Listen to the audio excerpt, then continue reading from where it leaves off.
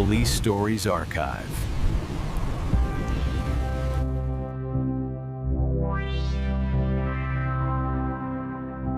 In 2021, Chief Inspector Rachid El-Fassi, a veteran officer of the Moroccan police, was only months away from retirement.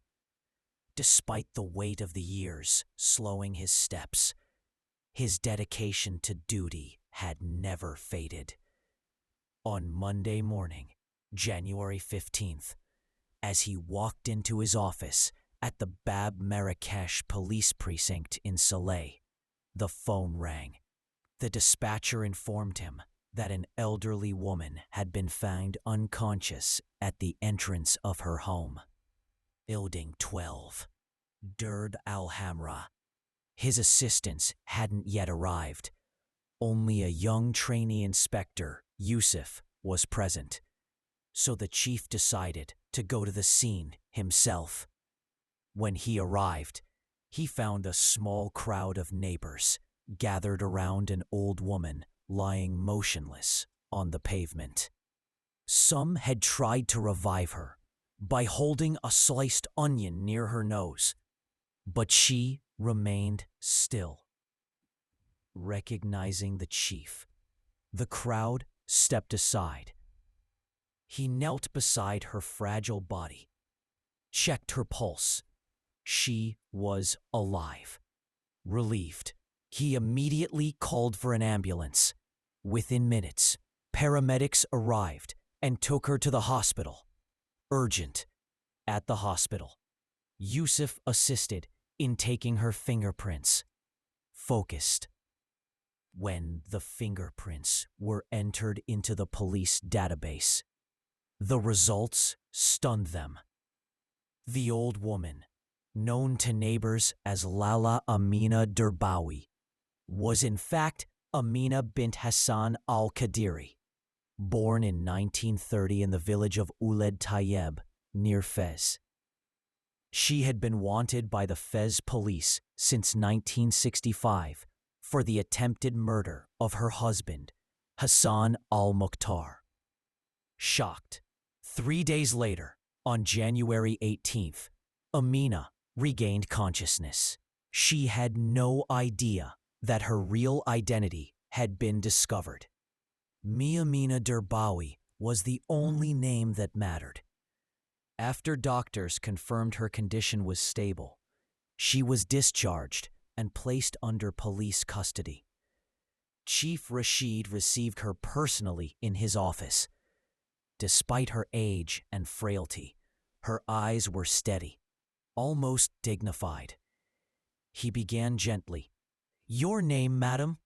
Without hesitation, she replied, "I am Amina bint Hassan Al-Qadiri, but people call me Mi Amina from Durb al-Hamra." The chief nodded. Her fingerprints had already confirmed it. "You know the police in Fez have been looking for you for over 15 years? She sighed deeply, her voice trembling yet calm. "Yes, I knew this day would come. I've been waiting. I just hope God allows me to pay my debt in this life." Her story. Amina was born into deep poverty in Ouled Tayeb, a small rural town. At age 10, she was sent to work as a maid in wealthy households in Fez. The women often beat her under the guise of discipline, while their sons, spoiled and cruel, saw her as easy prey. She was assaulted multiple times and blamed for it every time. By 16, she fled to the streets, broken, unwanted, and alone. By 19, she survived as a prostitute.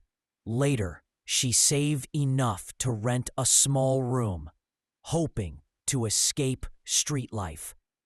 That's when Abdullah, a man who once shined shoes near the hotels she worked, reappeared. She had insulted him as a young girl, calling him poor and filthy.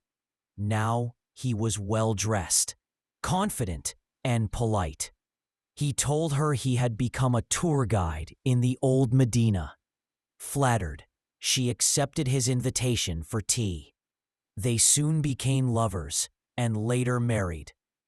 They had 4 children, but Abdullah drank heavily. His jealousy and rage often turned the house into a battlefield. One morning, Amina discovered him with a foreign woman. Something inside her snapped. She grabbed a kitchen knife and stabbed him in blind fury. The woman fled through the alleys.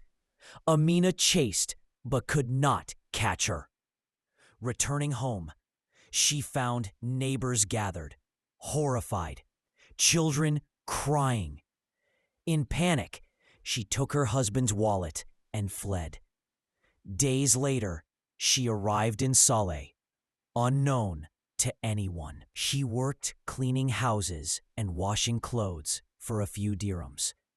As years passed and health declined, she began begging until everyone in Derb al-Hamra knew her as Mi Amina, the harmless old beggar. After finishing her confession, Chief Rachid sat in silence.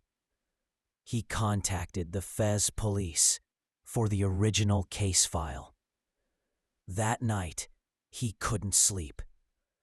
Decades of service hadn't prepared him for a story like this. The next morning, the reply arrived. Abdullah had survived the stabbing and recovered fully. The case had been closed long ago due to the statute of limitations. The public prosecutor ordered Amina's immediate release. Chief Rachid went personally to her cell. He found her praying quietly on the floor. When she finished, he said softly, "Mi Amina, I have good news. You're free." She looked up, eyes wide, trembling. "And your husband, Abdullah, he's alive." For a moment, she could not breathe. Then tears streamed down her face. She whispered, "Alive? Praise be to God." The reunion. That afternoon, she left the precinct, wrapped in her old shawl. The next morning, she boarded a train to Fez, the same city she had fled 50 years ago. She wandered through the Medina. The alleys had changed, but she still recognized the smell of mint and dust. Near her old home, she sat by a mint cellar and learned that her daughter, Siham, was now a nurse at a nearby clinic, caring for her aging father and brothers. She was rushed to the clinic. Fate had placed Siham, her own daughter, as the nurse on duty. Checking her documents, Siham realized with trembling hands that the old woman was her mother. She ran home to tell her father. Moments later, Abdullah, now an old man with a white beard, rushed to the clinic. He held her weak hand and whispered her name. By evening, she opened her eyes. "My daughter, Siham." Siham threw herself into her mother's arms, crying uncontrollably.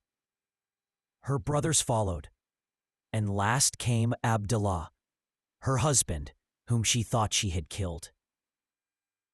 After 56 years of guilt, hardship, and loneliness, Amina bint Hassan Al-Qadiri finally found peace. You've just witnessed another true police story. Subscribe now for more.